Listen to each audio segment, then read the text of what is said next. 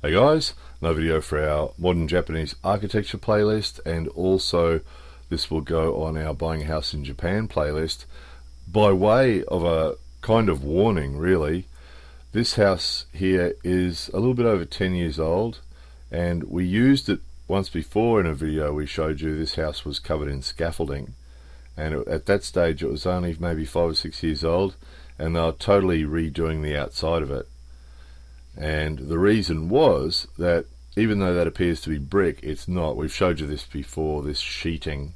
So it's just sort of sheeting that's screwed to the inside frame, the internal frame, and then in between the sheets are siliconed. So it appears to be brick, but in actual fact it's just sheets of carbonate and different combinations of material, aluminium on the inside of it, to get this finish. However, it's basically a plasticky type finish, and in between the pieces, between the sheets, they put silicon, and obviously both those materials break down over time, which means that it's quite normal to see a house that's only 5 years old, or even less. We've seen houses that are only 2 or 3 years old, covered in scaffold, and they're back again to redo the silicon because the silicon's letting go, or cracked, or in some other way it's given up. So that's a really common thing to see. In this case, they actually redid the whole house after about 5 years or 6 years, and that was only about 2 years ago. And they've come back, and that blue tape that you can see on the wall, that's actually circling a problem area, and it goes right the way around the house. They've gone around the house with the blue tape, and they've put tape around the areas that are dodgy, which is a fair percentage of the ground floor of this house. And now these guys are running around with drills and drilling holes in between the imitation bricks and filling them with silicon.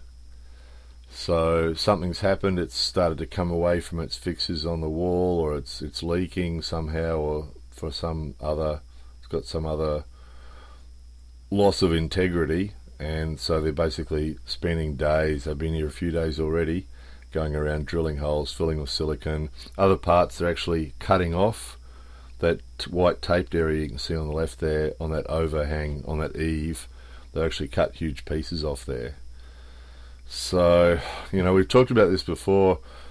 Most houses in Japan, most of the modern houses in Japan are built this way now. They're just sort of sheets of material all screwed together with battery drills, and this is the end result.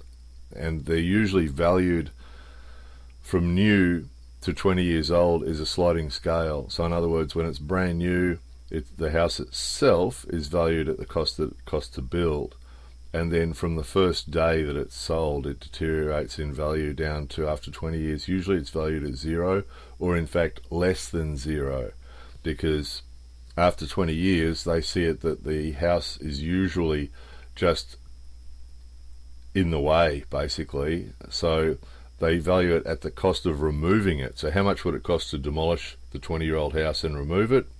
And they deduct the cost of that from the value of the land. So the land might have increased over that 20-year period in its value, but the house has decreased down to zero, and less than zero in fact. So let's say, for example, the land was worth $200,000. The cost of demolishing and removing the house was $10,000. They'd value it at $190,000. And those of you who've seen the videos about the old Japanese farmhouse, that's exactly what happened there. The land was valued at $190,000, and the senkyakuman in Japanese money, but so let's say $190,000. And they said, well, less $10,000 for the cost of demolishing and removing the old building, we'll sell it for $180,000. So it gives you a bit of an idea. So really, as far as buying a new house in Japan, there are some companies that do actually guarantee their houses for longer, and they're built with more substantial materials.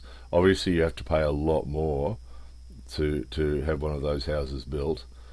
But it's something that you have to weigh up at the time. You have to be aware of the fact that if you don't spend extra money and get a place built by one of the bigger, more expensive companies, that chances are that the house that you buy, and quite often they look great. I mean, this house looks really good. it did look really, really good. And it will again once these guys are finished, but it's all very temporary. So as far as a house, buying a new house in Japan as an investment, or buying a house in Japan to live in for a few years and then sell it and move back somewhere else, it's usually not, it usually doesn't add up. More often than not, you're better off renting. So, or as we did with the old Japanese farmhouse, buy an old house and renovate it is usually by far a better investment, because in that case, after the period of time that you've lived in it, the land will have increased in value and the house will be at whatever it was when you bought it if it's an old house. So that would be our advice. Stay clear of these plastic houses because they're fantastic. The apartments are the same. If you rent a new apartment in Japan, you'll find the same thing. When they're brand new, they are a pleasure to live in. And then after just a couple of years, you'll find the skirting boards will start to come off because they're only held on with glue. And all the things that are held on with glue and silicone will start to come off. The wallpaper will often start to peel off. All sorts of things will start to come loose. And things will stop working. Things will start breaking and start coming loose. And it's sort of sad. It's ironic, isn't it? We've talked about paradoxes and contradictions in Japan before.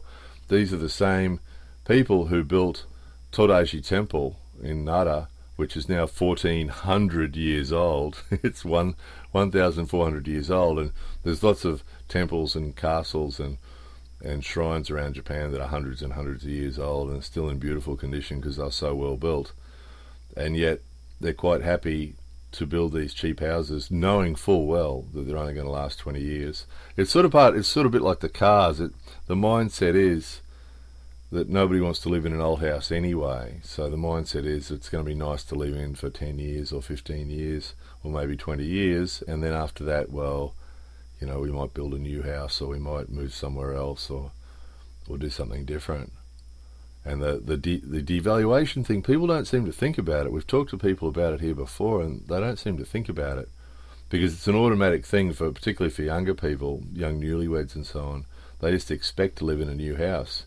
It's sort of everybody's goal here is to live in a new house. Even older people are the same.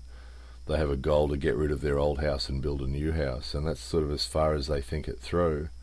And as far as it being an investment, you know, a lot of us come from countries where our brick and mortar house is a fairly safe investment, but it's just not here. And the fact that they're not made of brick and mortar is a big part of it.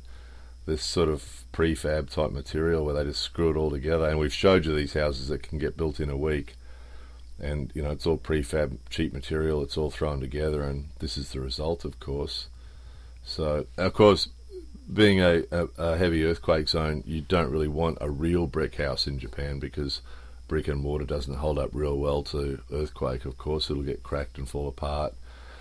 But there are alternatives. The companies that build good homes here use other materials that are longer lasting. You know, we're leaning towards, if we built a new house in Japan, we'd lean towards sort of log houses. There are log houses here that people built or have built by builders, and something using real timber, using real wood would be a little bit expensive to build, but the end result would be something that would last a lot better than this synthetic stuff does. Because this synthetic stuff looks fabulous when they've done this to it, but as soon as they finish, it starts deteriorating straight away. And it's got to be constantly worked on. I mean, these guys have been here. They were there after the house was only about 5 years old. There was a team of them with all the scaffolding on it for weeks, which must have been tens of thousands of dollars. And then here they are again, back a couple of years later, and there's two guys who've been there for a few days. So even without materials, there's going to be a lot of money in labour, isn't it? So anyway, that's sort of basically the idea of this video. Sort of a heads up, those people who are thinking about buying a house in Japan. Also, just as a matter of interest to people who are interested in modern Japanese architecture.